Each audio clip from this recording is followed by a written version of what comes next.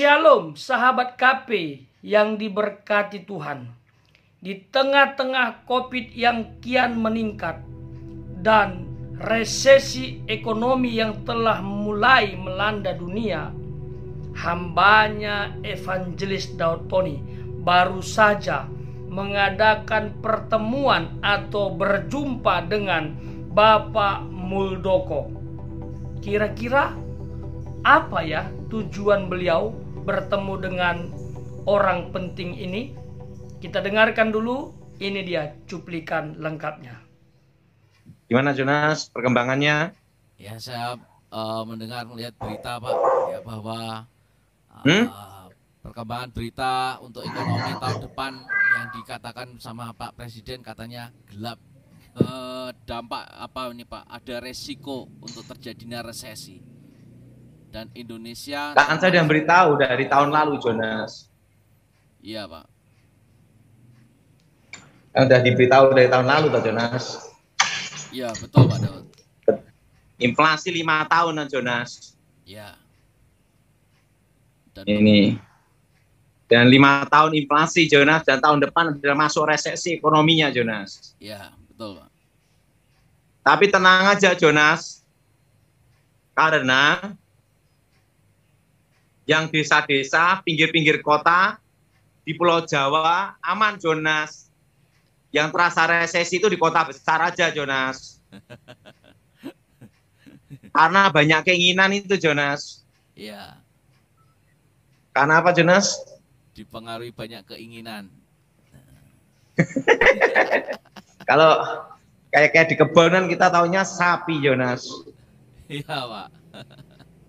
Ya kalau ekonomi memang lesu Pak. Mulai dari sekarang ini udah. Tenang aja. Kita semua berdoa Jonas.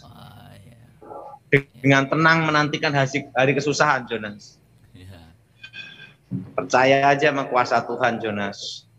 Siap. Dan COVID kan naik lagi tuh Jonas. Ya betul Pak. Ya, tenang aja. Segala sesuatu pasti ada rencana Tuhan Jonas. Yes, amin. Pak Daud kemarin habis dari Jakarta Pak ya? Iya. Wah. Jalan darat balik ke Solo. Sepertinya habis ketemu sama orang penting ini Pak. Oh iya, saya baru sama kawan saya dekat Jonas. Ya. Oh iya, mungkin banyak ingin tahu kawan dekat saya yang masih ada di pemerintahan Jonas. Nah itu yang mau saya ingatkan Pak Daud. Hah? Itu yang saya ingatkan Pak Daud. Sepertinya ini ada. Kalau beliau itu elang 57 Jonas. Fotonya boleh di-share? Boleh silahkan. Nah, inilah temannya Pak Daud Tony. Dia elang 57, saya elang 74 Jonas. Wah, ya satu lagi. Ya, beliau adalah Pak Muldoko. Ya, luar biasa. Nah, ini Pak Daud. Iya.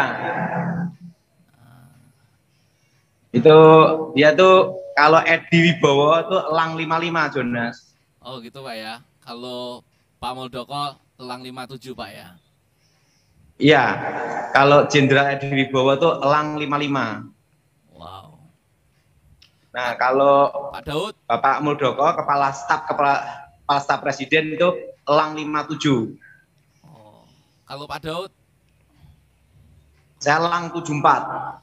Ya. Nah, kalau Edi Wibowo itu yang mempersiapkan Jenderal Muldoko untuk menjadi kasat Jonas. Wow. Karena dari elang 55 ke elang 57 Jonas. Iya Pak. Luar biasa ya Pak. Nah, kalau saya elang 74 bawahan dari Edi Wibowo Jonas. Elang itu masih ada di istana juga masih ada Jonas. Wow. Ada elang juga. Luar biasa ya Pak. Nah, kalau saya kan sudah resign Jonas. Nah, kalau Pak Muldoko tuh teman baik Jonas. Iya, luar biasa Pak. Iya. Nah, itu kemarin malam sama saya, Jonas. Waduh. Kalau ke Jakarta kan saya ke tempatnya beliau, Jonas. Iya Pak. Luar biasa. Kadang kalau ini kadang ya pernah nginep rumahnya juga. Nginap di rumahnya. Nah, sama teman saya ya ya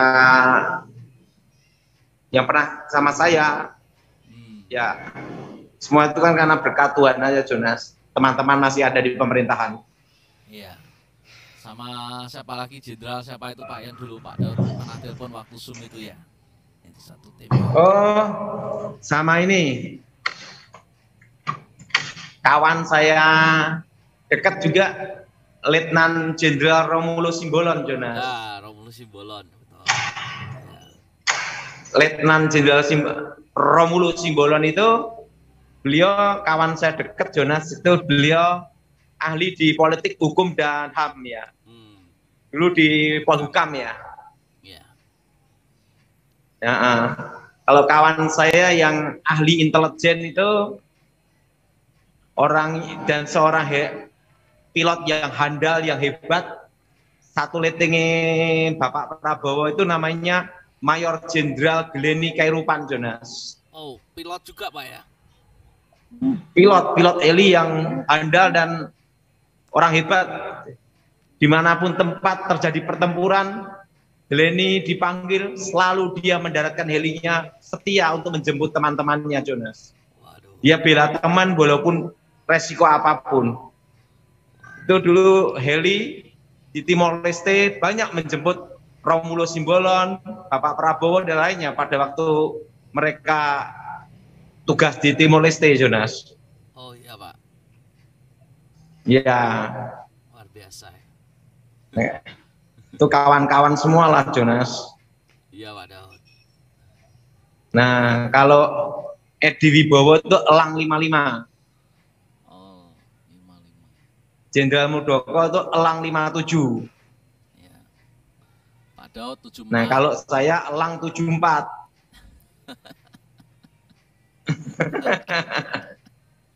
Yang penting hidup kan berbuah aja, Jonas. Yes, amin Pak. Kenapa disebut elang?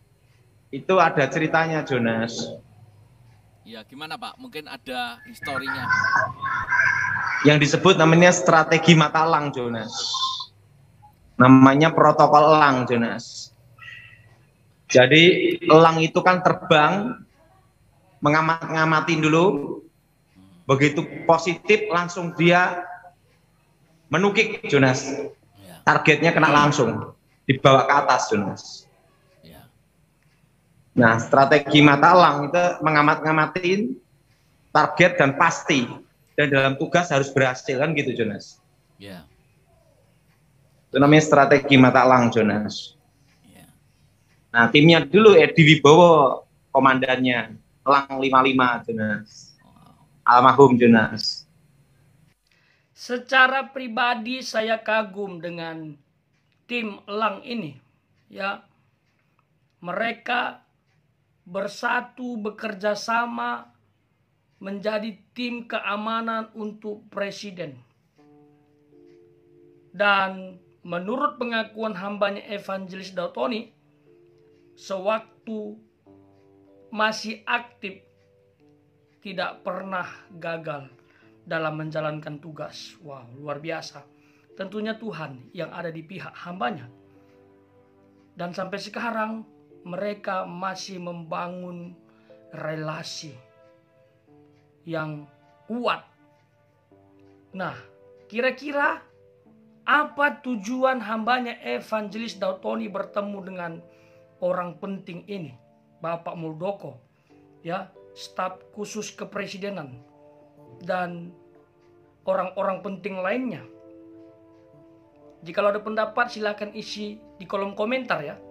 Apakah beliau akan diaktifkan kembali menjadi tim khusus presiden secara spiritual? Atau Jangan-jangan ada kaitannya dengan pemilu 2024 atau hanya sekedar kunjungan untuk melepaskan kangen. Nah, ini nilai plus buat kita, ya. Walaupun sudah tidak tugas lagi, hambanya Evangelis Daud Tony sudah tidak aktif alias pensiun, tapi mereka masih membangun hubungan yang erat. Artinya dulu pasti mereka sangat solid. Ini harus jadi teladan buat kita. Terkait dengan pernyataan di awal tadi bahwa Indonesia atau dunia mengalami resesi dan mengarah kepada gelap, ini benar ini. Menurut pengakuan Bapak Presiden Joko Widodo, ada 60 negara yang akan mengalami goncangan. Apakah termasuk Indonesia? Kita doakan supaya Indonesia bisa seimbang, paling tidak bertahan. Terkait dengan corona, betul memang ini sedang berkembang.